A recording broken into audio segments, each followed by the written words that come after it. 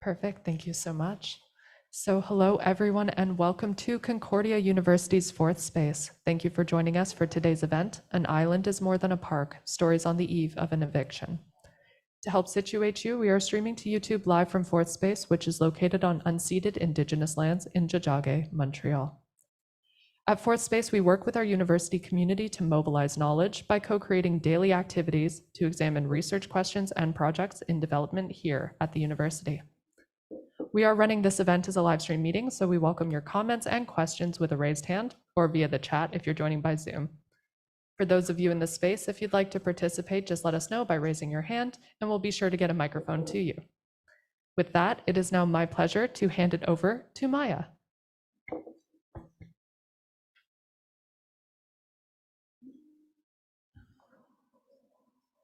Can everyone hear me? Yes. So I'm going to start by sharing my screen. So thank you for having us. It's great to speak in the space that I've been attending, but never speaking. We're just going to start by introducing ourselves and then we'll get into the presentation. My name is Maya. I'm a second-year master's student in anthropology. And I work on ecological gentrification, especially around the Lachine Canal. And I'm the coordinator of the Ethnography Lab, which we are all members of, and our research is part of this lab. So, Melina? Hi, thank you, Maya. So, well, my name is Melina Campos. I also work for the Ethnography Lab. I coordinate a project called Infrastructures of Ethnography. I'm doing my PhD, very interested in environmental anthropology and creative methods. So this type of project is type of thing I like to get involved in. Hi, my name is Amrita Gurung, and I'm a PhD student also. I was part of a Montreal Waterways group. So today's presentation is based on the research that we did. I've got my own mic here. There we go. So I'm Craig Hetherington. I'm the Concordia University Research Chair in Environmental Ethnography and the director of the Concordia Ethnography Lab, which is represented here. We've been part of Milieu for a few years now, and I guess I should go into talking about who we are a little bit. So beyond who I am. The Ethnography Lab started in 2016 at Milieu, and the idea initially was twofold. Sort of from our point of view, I'm an anthropologist. I work in the Department of Sociology and Anthropology. I've been doing ethnography for many, many years. But we often, in our disciplines, think of ethnography in a very sort of closed way. And this was an opportunity for us to think about how people in other disciplines are approaching the term ethnography as a kind of method, particularly in disciplines like design, even comparative literature, art history. Suddenly ethnography has this kind of life to it, and as an anthropologist, that was a really interesting thing to try to engage with. So while our department is across the street in the hall building, we moved a little camp over into Milieu as a place where we could really explore what these kinds of methods were like from a totally interdisciplinary point of view. From the perspective of Milieu, which is we sometimes feel like interlopers as these social scientists and humanities scholars who have this little corner of the big speculative life research space upstairs. But that's been part of what I think we bring to the space is this practice of research, which is really always about, or traditionally has always been about, kind of going out into the field and meeting people and trying to understand those kinds of interpersonal relations with people, and becoming hopefully a resource for folks from other disciplines who are wanting to incorporate that into their artistic or their design or their other kinds of research practices. So that's been a really rewarding experience over time. I'm going to move it over to their big project. So I will say one thing. We have had, since the beginning, one kind of big project that rolls over year after year, which we call Montreal Waterways. And Melina will describe to you a little bit what that's been about. Okay, thank you. Well, yes, it's probably the most consistent project in the lab, and it's kind of the research project. Now we are expanding ourselves, but somehow we always tend to go back to this. So Montreal Waterways is basically a project that started along with the lab, and the idea is to interrogate the relationship with water and water-related infrastructure in Montreal. So what we do is each year we gather at the beginning of the year and we select water objects. So the project has been going on for a few years, but the years I've been around, the first year it was snow. Then we decided to work on an island and explore the idea of Montreal, being an archipelago. And what we do is that we always start we don't know what we're doing basically, but we just share an interest, we put it on the table, and then we start exploring it.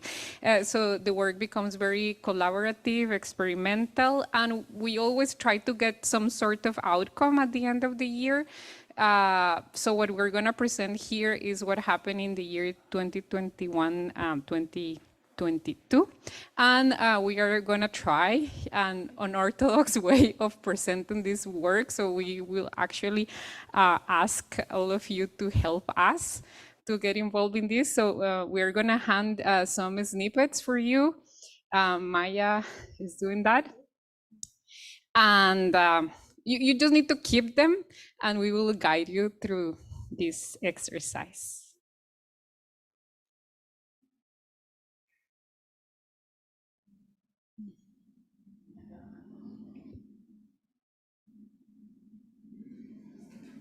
And thank you so much for being here. We really needed a good public. Yeah, this really wouldn't have worked if we didn't have a few people sitting there. So this is great.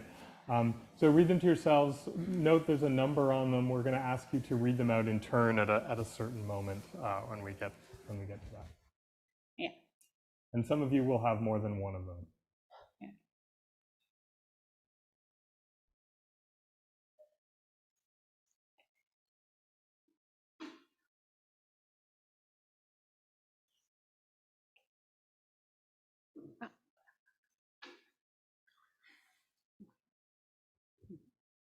Okay, thank you. Well, just keep the snippet for yourself. We are gonna go back to them in a bit.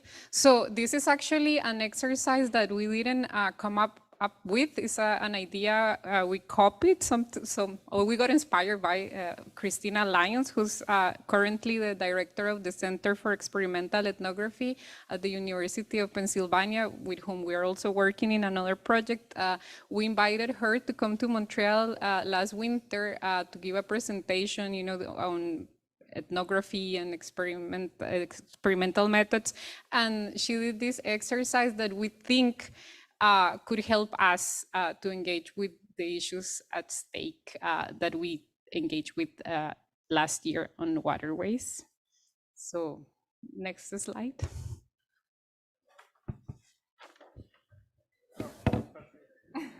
So the setup here, and I won't say very much more than this, but in the last few years, so basically since the second mandate of the Plante administration in Montreal, there's been a lot of push to preserve more of the island of Montreal in parks.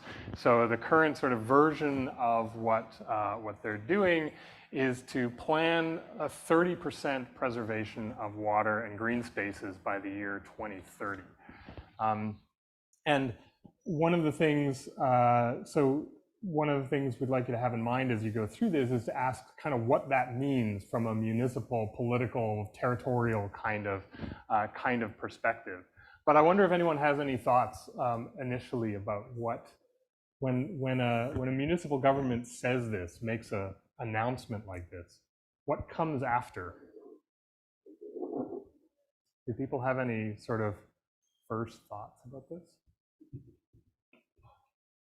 Like, what do you think can be gained? What can be lost with this type of decisions or announcements? I think, oh my God. I think I love parks. Yay. And then I'm like, but what's there before a park? So I think, thank you, Ava. I think that that pretty much sums up what our reaction to these sorts of things were. And one of the things that that we'll sort of get to in a minute is first seeing these announcements coming out from the city and being in general extremely happy about them, and then seeing a couple of these little announcements, usually further back, a little harder to find in our news sources, by people being upset about the kinds of parks that people were trying to create. And so the one that we decided to focus on, because we were interested in water, and we were interested in these kinds of park places where water as well as green space was being preserved. We were particularly interested in a large island that's just off the east end of Montreal, which we'll tell you more about later on, called île-Sainte-Thérèse, which in all of its announcements about big parks, Montreal was using a lot. There's a lot of territory there, and this was kind of a way of showcasing what the big plans of the city were going to be. And then if you read sort of further into the stories, you realize that there were people who were vehemently against making a park out of this island. So what we've done, can I transition into this? So what you have in front of you is sort of one version of our ethnographic exercise that came out. We'll do sort of a retro explanation afterwards. But if we think of an island like île-Sainte-Thérèse as an island of many voices with many different kinds of points of views that might come out of it, what you have in front of you is a whole bunch of little snippets or snapshots of what those views might look like. So we'll see if this works. We haven't really test run this before, but what we'd like you to do is take note of what number you have on your little things, and we'll start with number 1. We're going to pass the microphone around and ask you to read what it says. Feel free to embellish or to make it your own voice if you want, or you can just read if you want to. I can see Ava's already getting ready. Okay, good. So who's got the mic and who's got number 1? There we go. So it says, I am an old poplar tree alongside the Saint Laurence River. I fell during a storm last week. Many trees as old as me have fallen due to erosion, decayed, or gotten swept away by the tide. In the summer, I am a gentle breeze and a shade under which to rest. In theory, I help prevent erosion, but in practice, I've been outdone by big cargo ships passing by every half hour, taking with them chunks of land. As part of Montreal's Eco Park project, I guess they'd build embankments to stop the erosion? Number 2.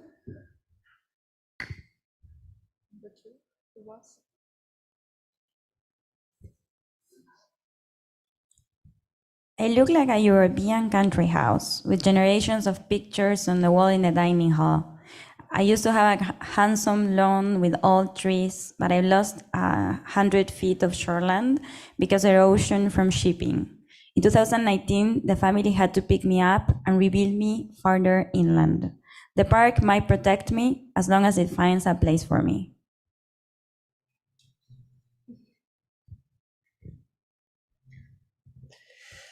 I built my own little cottage next to my grandparents. I know they don't like much, but everyone is welcome.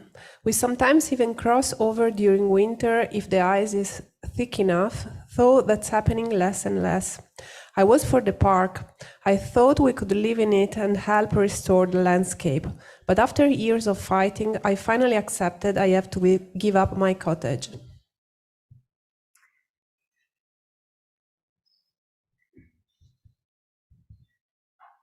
I'm in charge of coordinating making a park on behalf of the Communauté Métropolitaine de Montréal.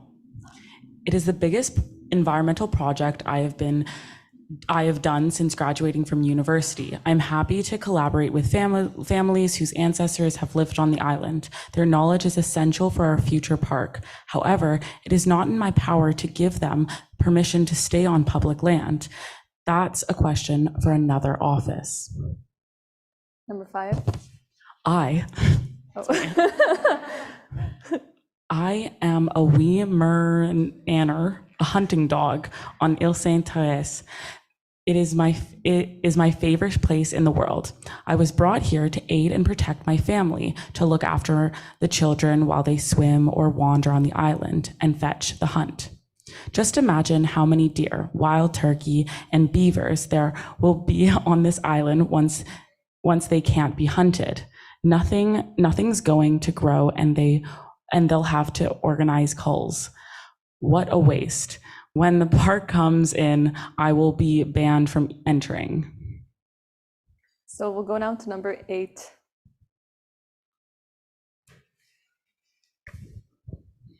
My family has been here almost for 400 years. I was the 8th of 10 children, like in the good old days. My father was a lighthouse keeper in the 50s and 60s, but like most people, I now live in Varennes most of the year. I used to swim in the Saint Lawrence River when I was little, but after they put in the sewage treatment plant, most of Montreal's toilets empty out just upriver over all swimming spots. Now they say they're going to clean it up for the park. Number 10.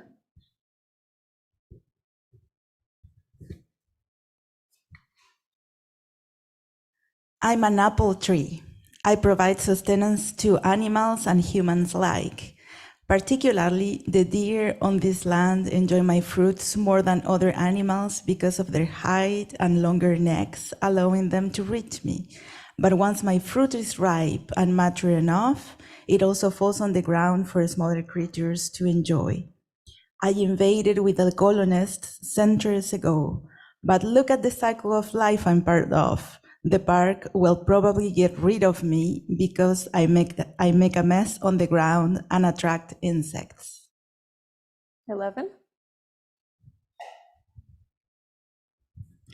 I am one of the mayors who is backing the park as part of my sustainability agenda. Many environmental projects I have pushed for are politically complicated and their benefits are hard to measure. I'm so glad to be part of a project in empty space, untouched land that we can imagine anew. There are some grumblers, but luckily, these ones have no real power. 13. 12. I thought we removed 12. You're 17. So we're at 13. Okay. The law firm. I'm the law firm that represented the residents in their fight against the eviction. We eventually had to tell them to accept the city's settlement. I don't know if they ever had much of a chance, but I was happy to try and fight on their behalf for a few years. Heck, I even made a lot of money in the process. But there comes a time when it starts to seem unethical to continue. I have 14 and 15 here. There's an old house on the island I use when I have to get away from people. There's sometimes more than one of us, and it can get a bit dicey. There's broken glass and used needles lying around, but it's a refuge. There aren't a lot of those left in the city for people like me. I'm a conservationist from a national organization, and I've been to the island twice to plant trees. The residents have been very helpful, taking us to the island in their boats and planting them alongside us. Most of those trees died in the first winter. If we had a park here, we would monitor them properly, but now residents are suspicious of us because we support the park. The farmer? I'm a farmer. I mainly plant corn and soybeans on the island, and because I have full title to the land, nobody's going to move me. I don't really care who my neighbors are, so I keep my head down. My guess is that a park would bring better infrastructure with it, and I can't complain about that. That's Bert. I'm an anthropologist. Why not? I come from Montreal and now I'm a professor at a university where I make pretty good money compared to people here. I study injustice around the land, but I love the parks in the city. I like biking and a good coffee and all the activities that drive up housing prices. If you squint, you might mistake me for one of the people on the boardwalk in the design plans for the park.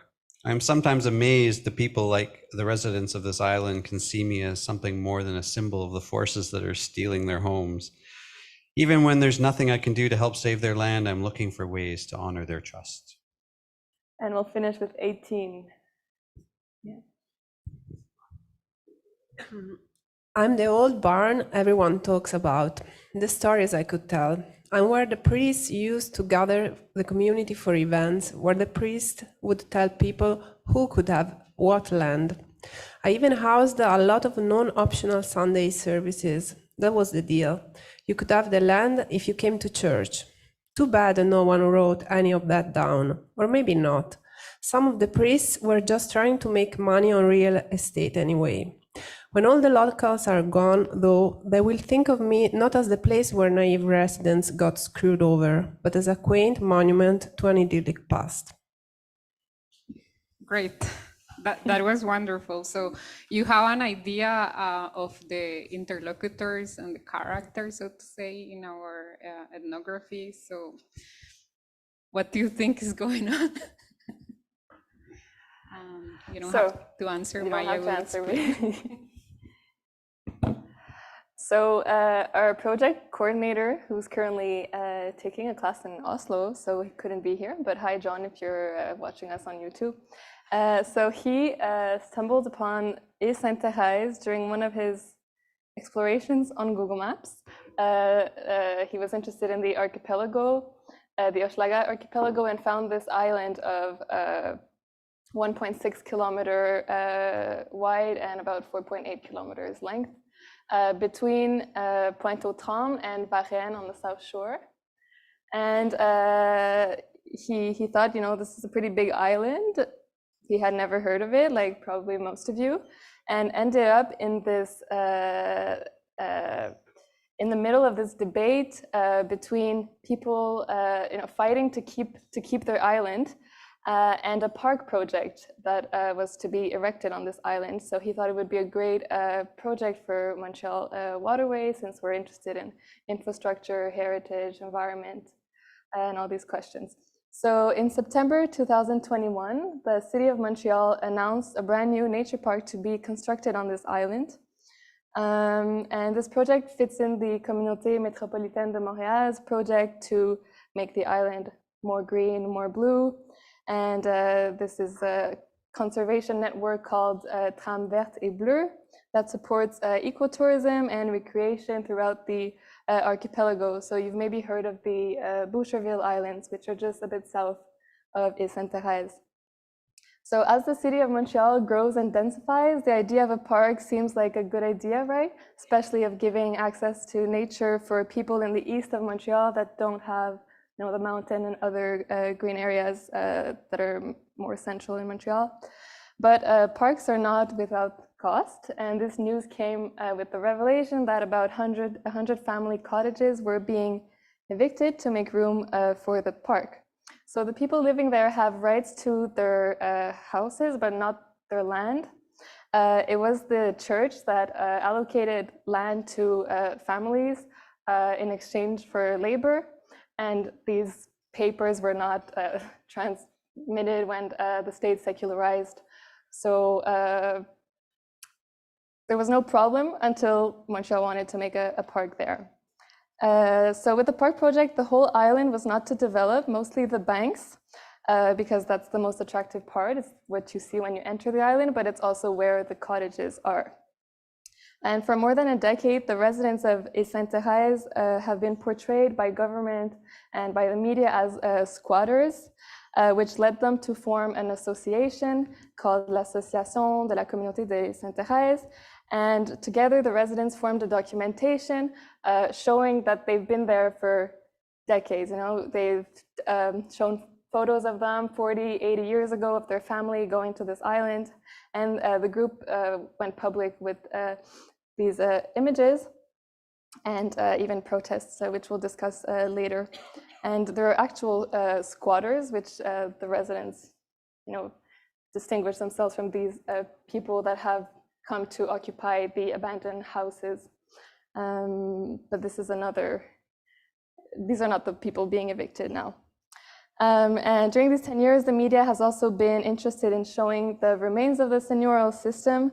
So the island has a lot of ruins, a lot of stone foundations that you can see, historical sites, and these ruins were to be an important part of the park project. So they're really using this rhetoric of memory and heritage and trying to make this place super sustainable. They even talk about a section for Indigenous representation, but it's a lot of talk and a lot of different ideas of what to put there, but no concrete, plan of what it's going to look like. So the group went to court, with all these documents they had found, but in the end they weren't able to carry the financial burden of the case, and they were forced to settle out of court. And the agreement is that they can stay there for 7 years. So you can imagine that some are already leaving, and others really want to stay there until the last minute. There's a family there that is the only family that has legal rights. But although they have rights to the land, they have their share of problems. Their house has been subject to erosion because of the maritime traffic passing on the around the island, and they have had to push back their house, like you can see in the image. And this is what during one of our visits, the boat pass super close to the island. When we cross over with the residents' little boats, we have to time ourselves, between the cargo boats. Another really interesting thing with this island is that between the 40s and the 60s, it was a popular place for Montrealers to go and enjoy the beaches. There were 2 beaches there, Plage Bissonnette, Plage Soquette. People would swim in the Saint Laurent River. There was an old barn that was transformed into a dance hall. In the 80s, there was even a bike path. So that was the first plans of thinking of doing a park, but that project had come to naught. But we can still see the traces of the bike path on the island, which is now surrounding a big soy field. So there's a farmer there that is allowed to stay. He has rights. He's occupying 2/3 of the island. And it's really interesting, who gets to stay, who needs to leave. When we did an interview with a person involved in the park project, and we raised the question, it seems a bit ironic that you're promoting this sustainable project, but there's a farmer there that's going to be doing a monoculture that's allowed to stay. And then that person said, oh, well, he'll switch to organic, So they have all these conflicting, contradictory ideas. And one of the things that scares the residents is that what if they don't even end up doing a park, a lot of things that don't happen, right? And then the island will just stay there with not even a memory of what it looked like before. So yeah, in terms of property rights, we understand that for economically marginalized communities within the archipelago, rights are, as John beautifully writes, as stable as the eroding shoreline. So how did we approach this project? Craig is going to talk about our methodology. Oh, this is the wetland. So maybe I'll just put one other thing in, because I think some of the snippets we took out might have made this a bit clearer. But one of the reasons that these folks are so easy to evict really has just to do with poverty, right? So the kind of running out of money to pay lawyers, which compounds the fact that their documentary trace of why they were given rights there in the first place is precarious. It's not non-existent. In fact, many of them had been paying taxes to the city of Varennes since the 80s.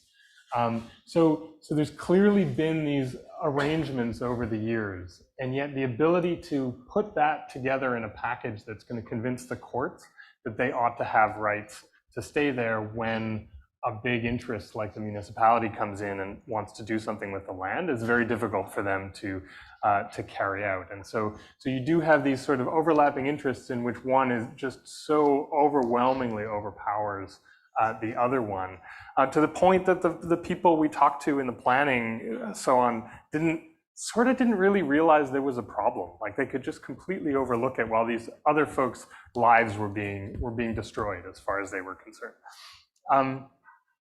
And then the last thing, just to say, and there was a bit of a hint of this, that they had been in court for many years when we first started making contact with them, but they had just come to a settlement. And so actually our interaction with people on the island was kind of overshadowed by this settlement where people were angry and upset that they had done this, but it was also the first time in many years that they felt like there was nothing left to be done. And so we as anthropologists coming in, one of our first questions was, how do we support you in what you want to do? And the answer was always, there's nothing left to support. And so that was the sort of ethnographic scene that we entered into, and in which we had to figure out who we were in relation to this. They were still inviting us and talking to us, some of them, some a little bit more reluctantly than others. And we had to find a way to represent this responsibly going forward. And so what I'm going to talk about a little bit now is kind of the approach which we've been developing at the lab for a few years, but which seemed in this particular case to be really, really apposite as a way of talking about the island.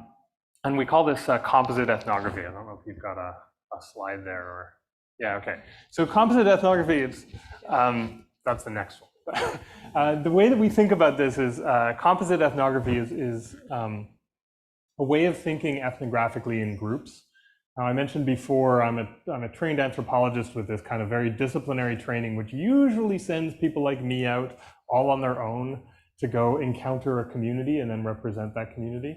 And what we've been trying to do at the lab is to shake that up. And one of the easy ways of doing that is just to do it as a group and to think about what having multiple perspectives on a particular problem gives you. So we call it composite in the sense that if you take a whole bunch of different perspectives and stick them together, what you don't get is one totally coherent perspective. You get something that's, like what you might see through a composite eye, or what you might see of a material that's been like slammed together over geological ages, and that you can tell there's all these different things going on in it. It's become one thing, but it still has the vestiges of whatever forces brought it together before. So that's what we mean by composite. And over time, we've thought of it as answering 4 kind of classic problems in anthropology or in ethnographic practice in general. So the first problem really is the problem of objects. So there's been this turn in a lot of our disciplines over the last couple of decades towards materiality, towards thinking of the objects of something like ethnography, not just as cultures that are out there, which used to be the original sort of imagined object of ethnography, but actually all kinds of different objects that are put together in different sorts of ways. And as we move into particularly an environmental time where we think of those objects as active and as agentive in different kinds of ways, or as radically multiple, as things that you can't quite reduce to a singular thing, then how does something like an ethnography represent that?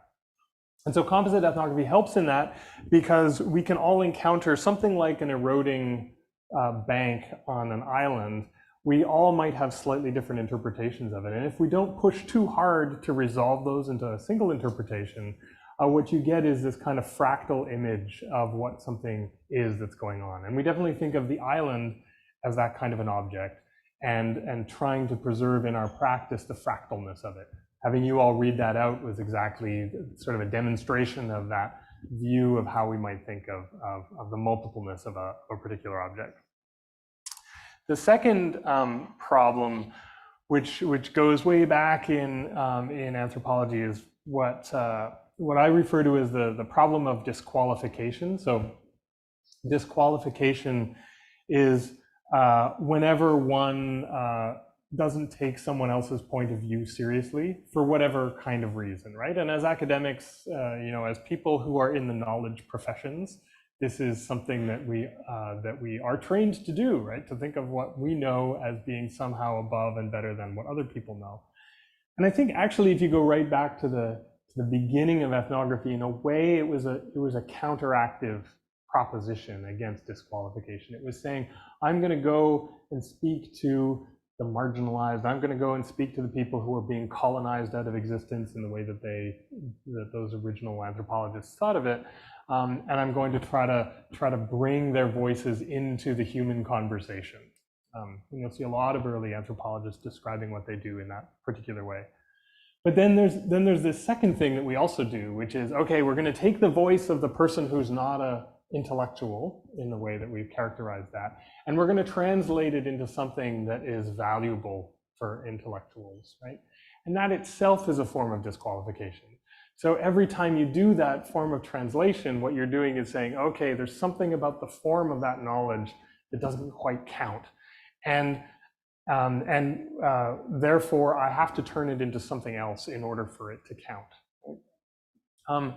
So disqualification is a tricky one. You can never totally get away from it. Whenever you act in any form of translation, you're doing a little bit of erasing of the original, right? And there's always going to be some kind of power dynamic in there. But what we found is when you work in groups like this, particularly when you work in sort of diverse groups where people are coming from different angles and have different skill sets going on, then automatically you're going to get a different palette of understandings of what counts as valuable knowledge. And so as long as you keep that on the surface in this composite kind of a way, it helps to counteract some of the disqualification that might be going on. And I'll just say as a professor and a mentor of people going through grad school and so on, trying to figure out how to do research in a way that doesn't erase the inequalities between us, but at least sort of brings them to the surface in a way that you think you can work against them in different kinds of ways, is an incredibly helpful practice, not just because it makes working together much better and sort of is a general good way of being in the world, but also because it opens you up epistemologically to different kinds of filters and different forms of translations and different ways of thinking about things. So this kind of practice really helps with that way of thinking. Problem 3 is collaboration. This is a bit of a corollary on the first one, but and I'm very aware that Bart, my partner in crime in starting this, is a sociologist, and sociological ethnographers have not had the same problem of collaborating as anthropological ethnographers. But the sort of in anthropology, in the history of anthropology, is kind of legion this inability people have of working together. We all publish our like single authored monographs of the one, I am the person who knows the thing, right? And you can imagine there's all kinds of other labor that goes on under that, but it's not considered collaborative. It's considered in this very sort of pyramidal structure. So one of the things that this kind of composite thing does is it values the difficulties that arise when you force yourself to work with a whole bunch of other people. And again, without trying to pretend that there's an absolute equality between all voices at the table, which is something we could kind of unpack, by trying to do that as best you can, by sort of building up this less hierarchical way of building knowledge. On the one hand, again, it creates a more interesting social space to be in, but it also creates a different kind of intellectual practice, one that's less based in the performance of erudition, for example, and more based in trying to meet each other in these kinds of halfway interstices between different kinds of thinking. So if you think of île-Sainte-Thérèse as a place where we and several other people all went together and all had different things to say and different sets of interests, and then came out and said, okay, we're not going to create a definitive article about this, but instead we're going to try to keep those tensions intact. Collaboration, trying to do that enhances the ability to collaborate in a way that other forms of ethnographic research don't necessarily do. And then the fourth problem that it helps us to address, which I've already alluded to a little bit, is the problem of form. So if you look at if you train as an anthropologist in ethnography, the first thing you'll learn is that ethnographers write big fat books with their names on the front, right? Supposedly the old story around the London School of Economics was that every supervisor would give their students a copy of Malinowski's original book, and the only methodological advice they would get was go forth and do likewise, right? And so that sort of way of thinking is great if the form of knowledge you're creating is these great big compendiums of one big thinker's thinking, right? And our whole disciplines, and I would say in general the university as a whole, although there's different disciplines have slightly different ways of breaking this up, reward that kind of knowledge. When we think of what university presses are about, when we think of what peer-reviewed articles are all about, they're rewarding that kind of very voice-driven, textual heavy kind of thinking with a clear argument that then sort of sustains itself throughout. And if you're going to do research the way that I've been talking, clearly this is not the best way to approach reporting your findings afterwards. And so one of the great things, one of the most rewarding things about being at the lab since the beginning is that we've always said that our projects do not have to end in one of these kind of institutionally recognizable forms. They can and they do, and that's really good when we get a peer-reviewed article out of it. But actually what we really want to do is to create a form out of every project that we think is true to the object that we've encountered in different kinds of ways. So we'll show you the one that came out of this. There's also another one in the back of the room there. There's this little zine that we just produced out of another project, which if you look through, I mean, they feel like they are closer to the object that they describe than your average peer-reviewed article that comes out several years later. But they take a certain kind of formal creativity that people like me were never trained to do, and so I definitely lean heavily on students who have these skills in doing this. But ultimately, the problem of form also brings another problem, which is the institutional setup that rewards this kind of knowledge creation to begin with, right? And so when I think of the Pitt zine that's at the back there, or this little self-published book we did about Sainte-Thérèse, what it actually echoes to is wanting to reform the way that certain kinds of knowledge are rewarded in the university system in general. And that requires, we'll hear a little bit about that afterwards, but it requires a deeper sort of infrastructural thinking about what disciplines are, what universities are, the relationship between universities and the spaces outside of them. And all of that I sort of think of as this infrastructural piece of form. And then I think I've got one last little thing to say, which is all of this together relates to a way of thinking about knowledge that I take inspiration from Isabel Stengers on. She talks about this as diplomacy.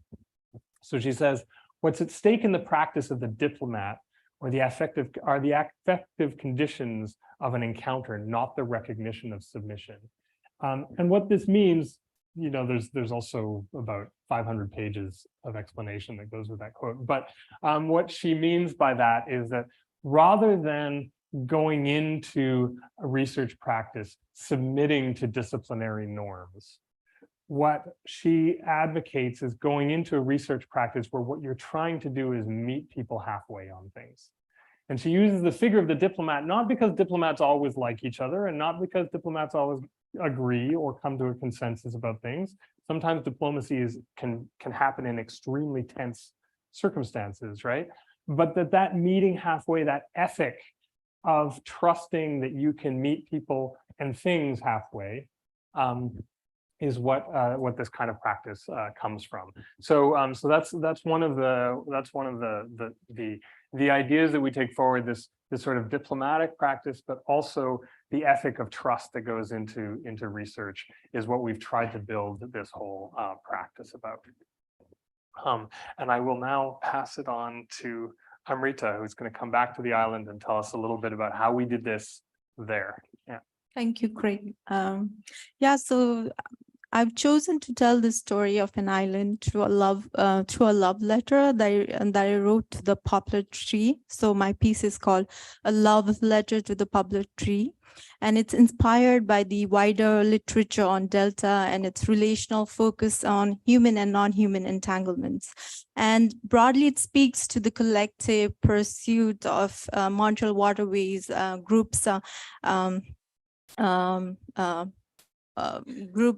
collective pursuit of a Montreal Water Group, which is how might we tell the story of an island.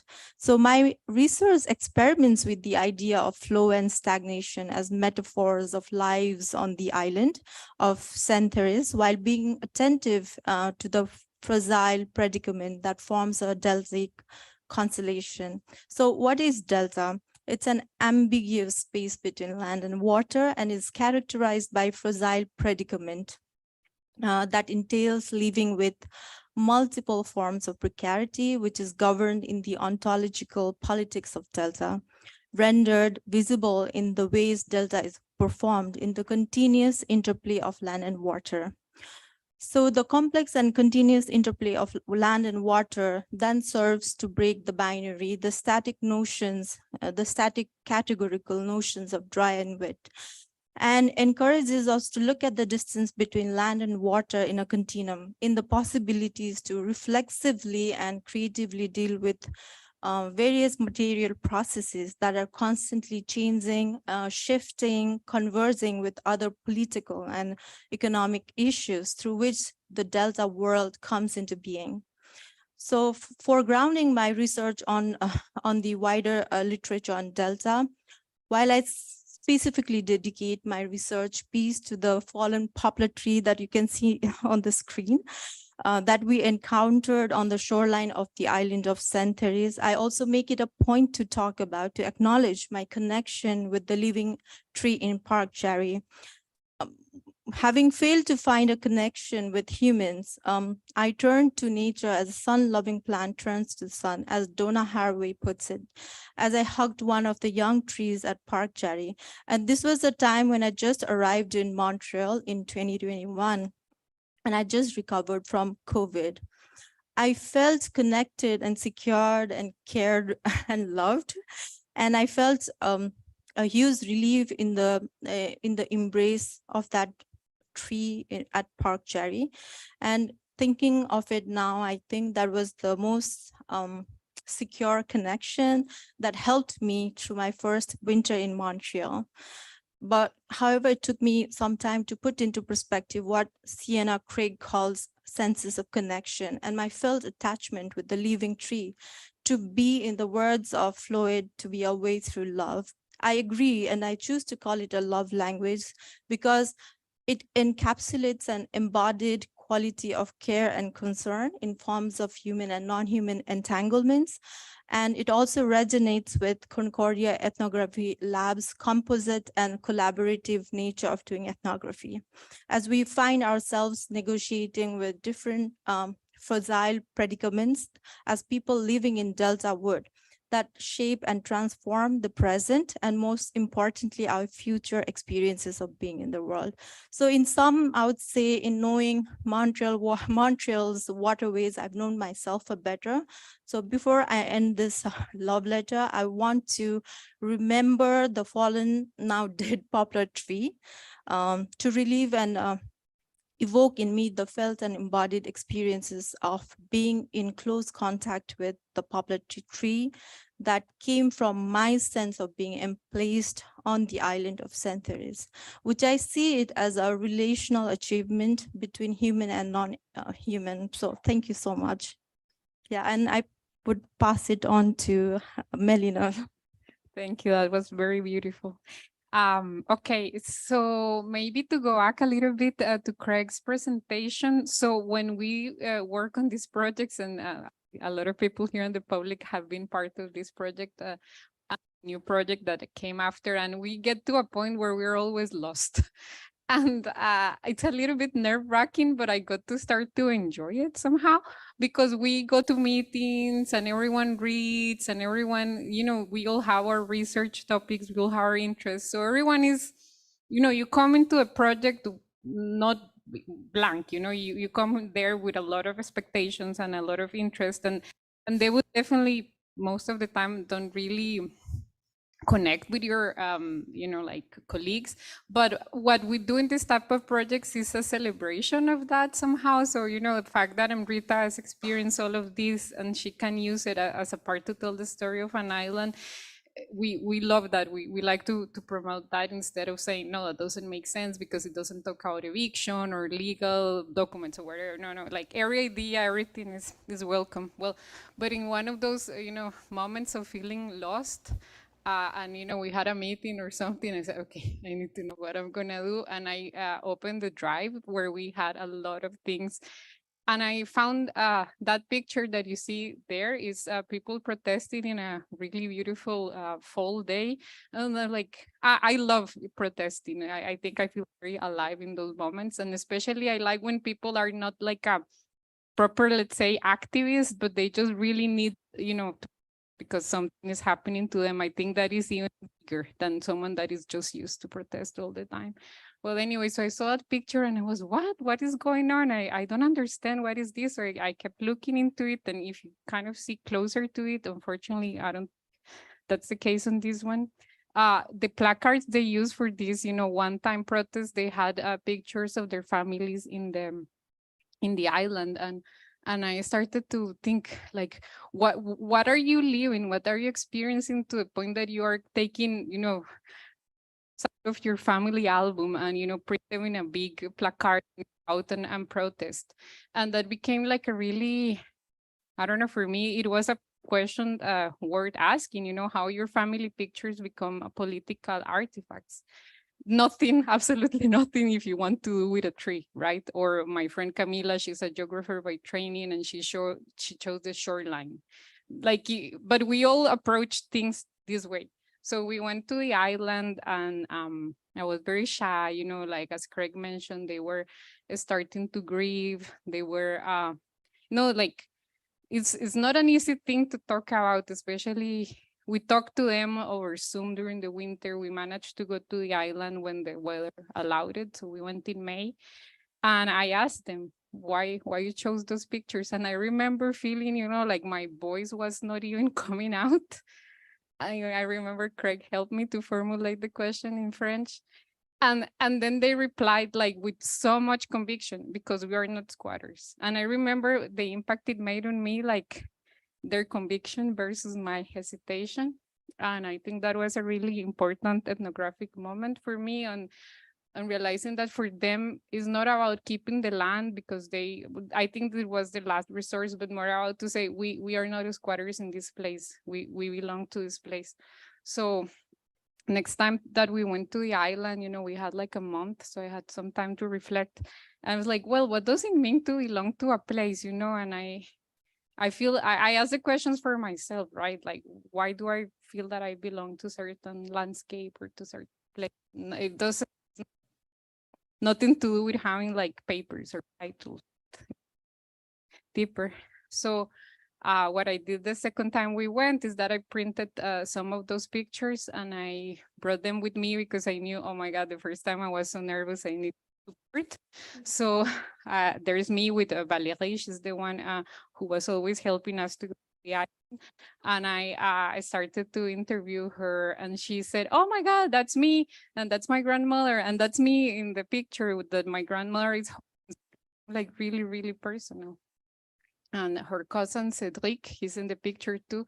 They were so happy, because they saw them in the pictures I brought. And so I started to ask her, like, where is the picture has been taken and all of that. And everyone left. And I stayed with her the whole day. There were more pictures with me, and a lot of we are almost the same age, so it was easy for us to talk about, things and how she grew up there and all that. And then she started to show me, for some reason, all the trees that she wanted to plant in the island. So she showed me like that apple tree that was mentioned in the commentaries. She planted it. Another, actually, you see like the trunk in there. She planted it when she was 12, and I don't know, I remember something Craig wrote once that in Paraguay, people plant trees in their gardens to build a arraigo, to build like this idea of, oh, I belong here, there's my tree. And well, and then she said, oh, you like trees? She took me to the back of the land and she showed me 4 maple trees that she and her stepdaughters and her partner planted the day before. And it kind of broke my heart because, when you plant a tree, you kind of expect the tree, you're going to see it grow. And I asked her very naively, why do you plant a tree if you know that you're leaving? It was so hard for me to ask, but I needed to ask. And she said, because that's what I have always done. And that's the moment, I think, when I realized that the way of belonging to the land is by caring it. So I know I started to, like engage with Maria Puig's writing about the speculative commitments and asking what if care and no numbers like that 30% or legal papers were, like determinants to decide, to make decisions about the environment. And well, that is my contribution to how to tell the story of this island. Thank you.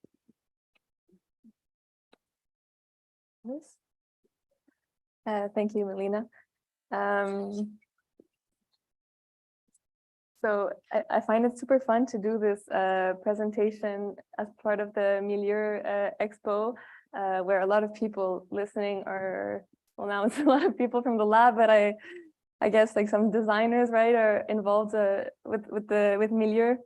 And it's interesting to ask you what you think of parks, designers, and how to design for nature. And my own research on the Lachine Canal, I deal a lot with design and heritage and these things. When you think of incorporating heritage and design decisions, it's not always so positive. For instance, why dig up the Peel Basin to show a historical site when it was already covered up and a park formed that was great for the population, and now it's just concrete. So I've been going into the île-Sainte-Thérèse project with this idea of exploring what the park would look like. So there were many different ideas of what the park looked like, if there would be a beach, if there would be a boardwalk, all that. But most of the ideas and most of the plans show a park like this. So it still looks green, but people are not in the nature, right? They're on top of it, overlooking it. It's very sanitized. It's very clean. It's very smooth. There's no fragmite invading the island. The shoreline, doesn't look like that at all at the moment. You see there's even someone pushing a wheelchair.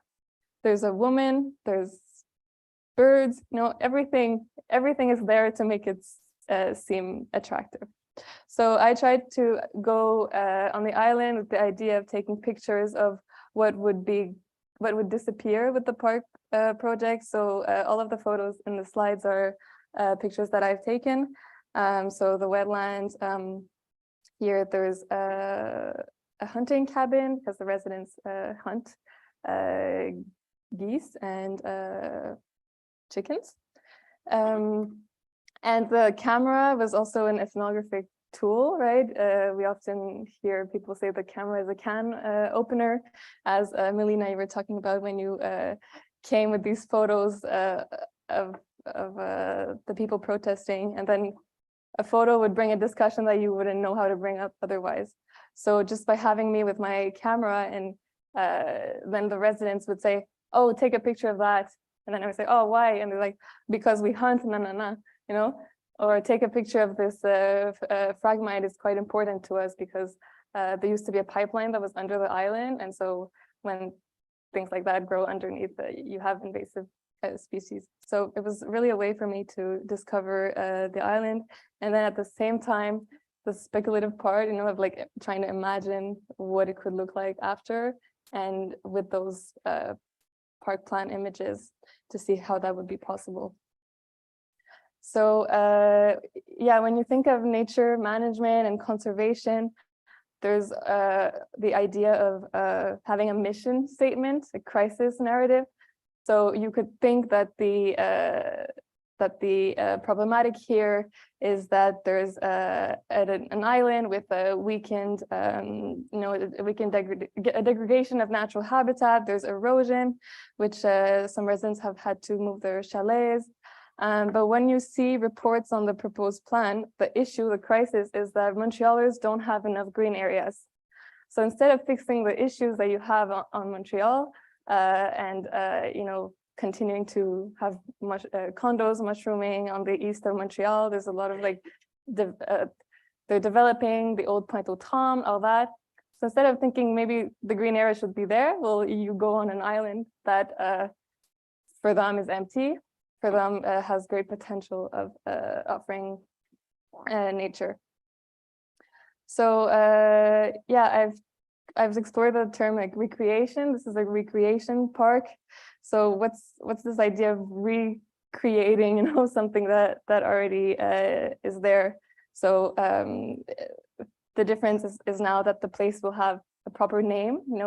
May not have heard of it, but now it's going to be on tourist maps. It's going to be Parc écotouristique de l'île-Sainte-Thérèse, and residents of Montreal can now attach their own experiences of them going on the weekend to the island, never staying long, but having this attachment to it, which the attachment that residents have now hasn't been important enough. And in fact, the park project is not something that the residents were against. They wanted to have a park and to be able to show the nature to other people, but they wanted to stay there. And some residents were even talking about, being tourist guides or having turning the old, barn into maybe a tourist office, and seeing how the two could work together.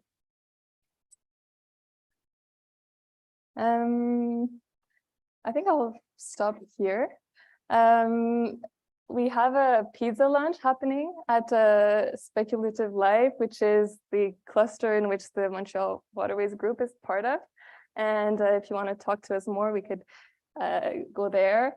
We also have, this is the little book that we talked about, it was mostly something to hand out to the residents also. So we translated it in French. And we all have our ethnographic snippets there, so you can take a look if you want.